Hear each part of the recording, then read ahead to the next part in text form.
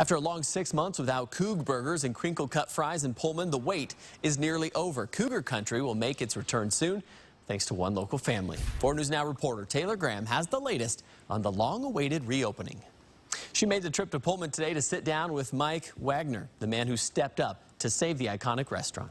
Well, having been in Pullman for 43 years, the Wagoners know just how much this little place means to Pullman. So they weren't about to let these doors close for good.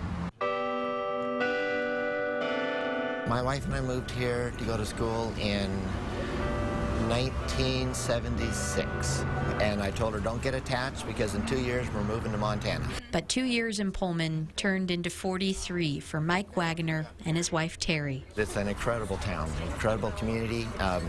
The sense of community is very strong. Like so many before and after them, they found this small town with this little burger joint taking up a big place in their hearts. One of the things that we loved about Pullman was Cougar Country. I mean, who doesn't love Cougar Country, right? So they were struck by the news back in February that money problems were forcing owners to close up shop, effectively closing a chapter of Pullman's history. First, it was like disbelief, you know. I mean, it's an institution here. But they couldn't bear to see that happen to the small town they love.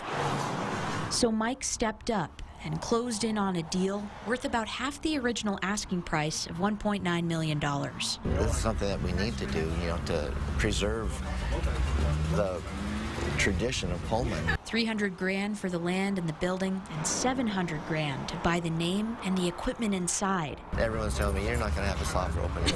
As soon as there's more than 2 cars parked there, you're going to get slammed. Did you get all moved in? It's a big price tag, but for Mike, it's a small price to pay to save Cougar Country's place in Pullman and its place in his family's hearts. My hope and my goal is to be open by the first football game.